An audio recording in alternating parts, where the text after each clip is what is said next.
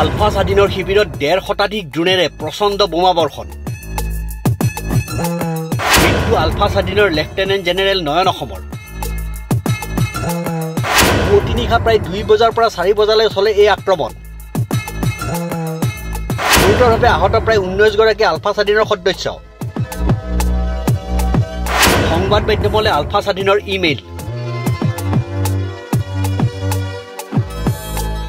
আলফা স্বাধীনৰ সহ সম্পাদক প্ৰচাৰ বিভাগৰ দ্বিতীয় লেফটেনেণ্ট ঈশান অসম স্বাক্ষৰিত এক বিবৃতিযোগে জনায় যে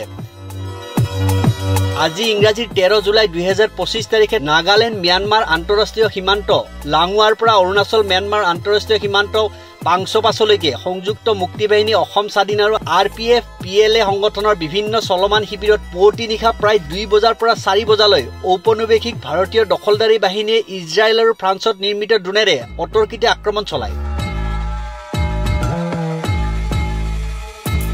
সংযুক্ত মুক্তি বাহিনী অসম স্বাধীন সংগঠনৰ বিভিন্ন শিবিৰত ১৫০ শতাধিক ড্ৰোনেৰে বোমাবৰ্ষণ কৰাৰ পৰিপ্ৰেক্ষিতত সংগঠনৰ নিম্ন পৰিষদৰ সন্মানীয় সভাপতি লেফটেনেণ্ট জেনেৰেল নয়ন অসম মহাশয়ৰ মৃত্যু হোৱাৰ উপৰিও সংগঠনৰ বিভিন্ন শিবিৰত প্ৰায় ১৯ গৰাকী বিষয়া সদস্য আহত হৈছে।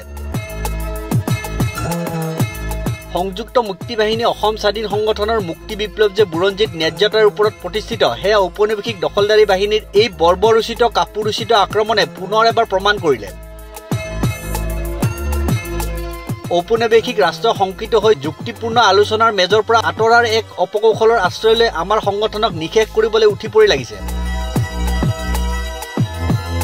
কিন্তু ঔপনিৱেশিক ভাৰত ৰাষ্ট্ৰই হৃদয়ংগম কৰা উচিত যে তেওঁলোকে এনেধৰণৰ হেজাৰ আক্ৰমণ চলালেও সংযুক্ত মুক্তি বাহিনী অসম স্বাধীন সংগঠনৰ শেষৰ গৰাকী মুক্তি সেনানী জীয়াই থকালৈকে অসমৰ সাৰ্বভৌম স্বাধীনতাৰ ন্যায্য অধিকাৰ পৰিত্যাগ নকৰে আৰু অসমৰ থলগিৰি জনগণৰ এই অধিকাৰ ঔপনিৱেশিক ভাৰত ৰাষ্ট্ৰৰ হাতত কেতিয়াও অৰ্পণ নকৰে।